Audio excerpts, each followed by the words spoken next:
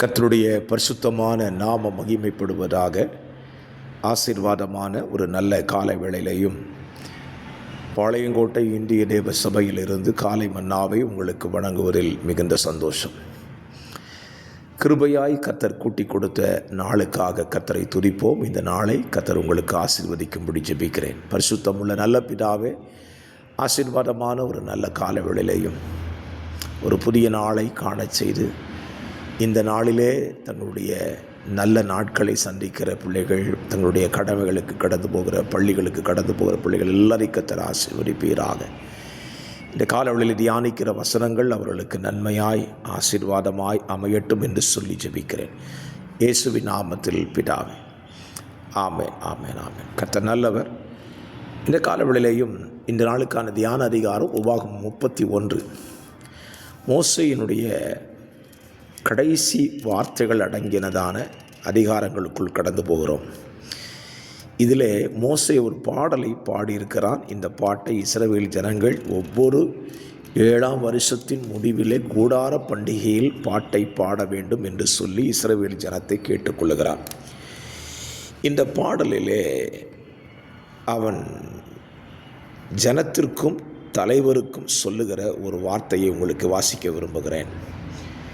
இஸ்ரவேல் ஜனங்களை பார்த்து சொல்லுகிறான். 6ஆம் வசனத்திலே, நீங்கள் பலங்கொண்டு திடமனதாயிருங்கள், அவர்களுக்கு பயப்படவும் திகைக்கவும் வேண்டாம்.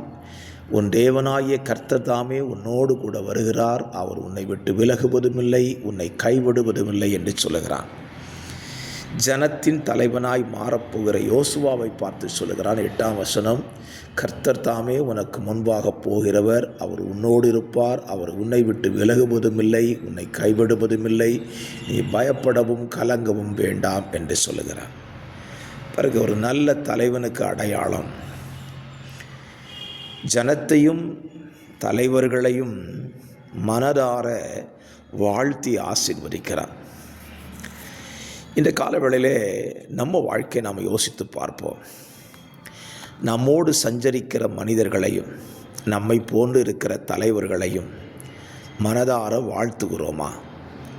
பல நேரங்களில் நம்மை நாமே மெச்சிக்கொள்வோம். மற்றவர்களை உயர்த்தி பேசுவதில் நமக்கு சற்று பலகீனமாக தான் இருக்கும்.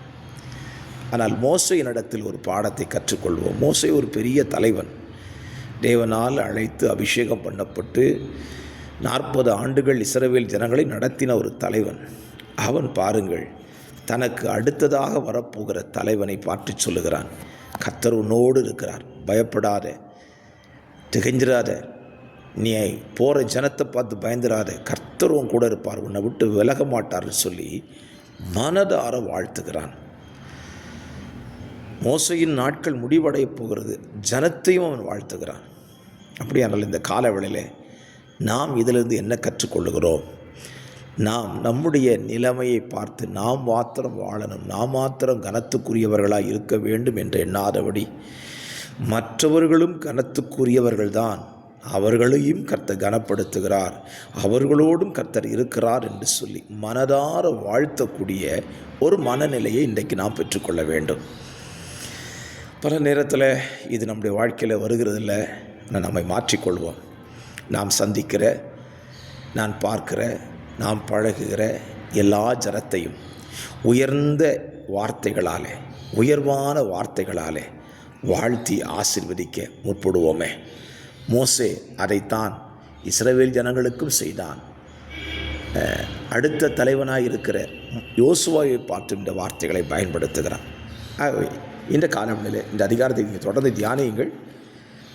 உங்கள் வாழ்க்கையில் இப்பொழுதில்லை, எப்பொழுதுமே மற்றவர்களை உயர்வாக பேசுவது, மற்றவர்களை உயர்த்தி உயர்ந்த வார்த்தைகளை பயன்படுத்தி வாழ்த்துவது என்கிற சுபாவத்தோடு இருக்க கர்த்தர் இந்த நாளில் உங்களுக்கு உதவி செய்வாராக. ஜெபிக்கலாம். பரிசுத்த பிதாவே, இந்த நல்ல காலவெளியை நல்ல சிந்தைக்காய் ஸ்தோத்திரம். இந்த சிந்தையின்படியே நாங்கள் எங்கள் வாழ்க்கையை வாழ எங்களுக்கு அனுக்கிரகம் செய்யுங்க. இன்றைக்கு இந்த வார்த்தையை கேட்கிற உடைய பிள்ளைகளும் தங்களைப் போலவே மற்றவர்களையும் வாழ்த்த, உயர்த்தி பேச பிள்ளைகளுக்கு அனுக்கிரகம் செய்யும். இயேசுவின் நாமத்தில் ஜெபிக்கிறேன் நல்ல பிதாவே, ஆமென், ஆமென். God bless you. வார்த்தைகளை கேளுங்கள். கர்த்தர் கூட இருப்பாராக.